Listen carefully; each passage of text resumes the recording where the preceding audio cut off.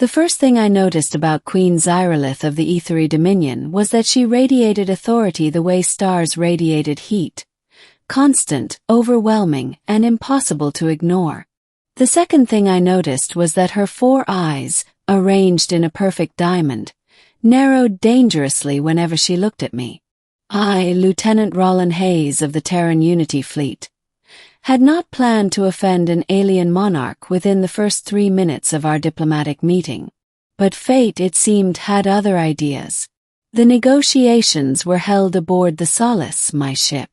Human and ethery diplomats surrounded a long crystalline table, hovering tablets translating our languages in real time. When Queen Xyrelith approached, I extended my hand out of habit.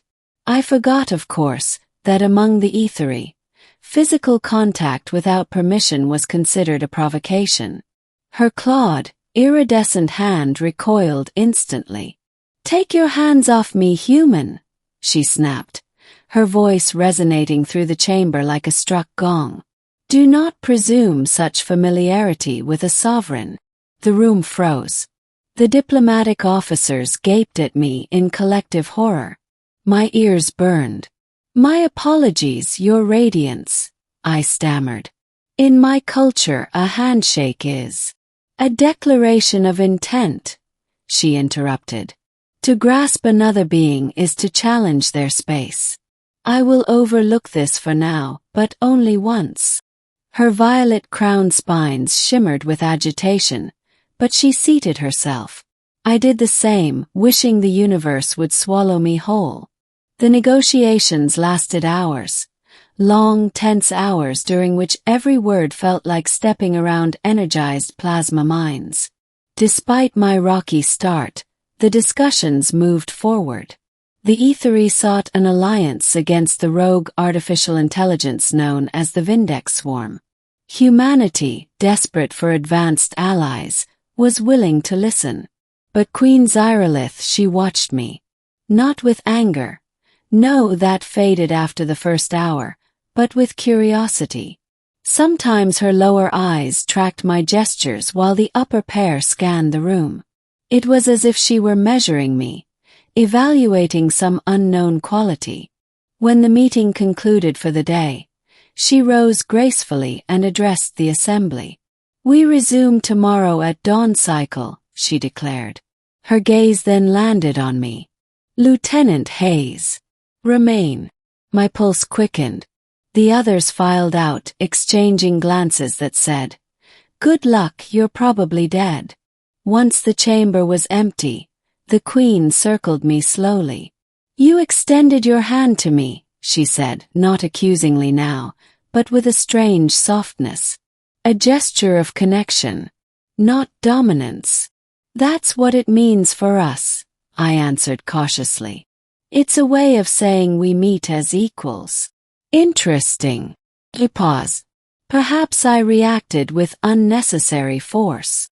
The apology, if that's what it was, surprised me. "I didn't take offense," I assured her. "Good." Her crest lights dimmed to a calmer hue. "For a human, your reactions are measured." I wasn't sure if that was a compliment, but I nodded politely. Then, without another word, she dismissed me. Or so I thought. Over the next few days, negotiations progressed. Mutual promises were drafted, contingencies were analyzed, and the possibility of a powerful interstellar alliance grew closer to reality. Yet beneath the diplomatic exchange ran another, subtler current, one between myself and Queen Xyrelith. She asked more questions. Why do humans smile? What is the purpose of laughter? Why do you carry your emotions so openly on your face? First, I answered stiffly. Eventually, her curiosity lowered my guard. I found her questions thoughtful, even endearing in their own austere way. She began offering insights into ethery culture as well. Their devotion to honor. Their nuanced emotional language expressed through bioluminescent patterns on their skin. Their ancient fear of losing autonomy to machines. The very reason they stood against the Vindex swarm with such determination. Slowly, I began to understand her. Not as a queen, but as an individual shaped by responsibility so immense it bent the course of her life. The tension between us didn't vanish, but it changed, shifted, deepened. On the eve of the treaty signing, the Queen approached me after the final negotiation. She dismissed her guards with a flick of her hand. "Walk with me, Rollin," she said, my name sounding surprisingly gentle in her voice. We strolled through the observation deck of the Solace, stars wheeling in brilliant arcs beyond the glass. She moved with the precision of a warrior, yet her shoulders were less rigid than usual. "You have been unexpectedly steady," she said. "Many humans have sought favor with me. You are different. Probably because I almost caused a diplomatic crisis on day one," I joked. Her crest lights flickered in a pattern I'd learned signified amusement. "Perhaps that broke the facade between us." He paused. "I find your earnestness refreshing." We stopped at the viewport. The cosmic dust clouds glowed in soft pinks and golds. "The alliance will be signed tomorrow," she said, but her voice carried a note of vulnerability. "With it comes the responsibility of intertwining our destinies. Bonds formed in diplomacy cannot be severed easily." "I know," I said. She turned to me fully. "There is one more matter," she said. "A personal matter." My breath caught. "Name it," I replied. She hesitated. Queen Xyrilith, ruler of 7 star systems, hesitated. "Come to my chambers tonight."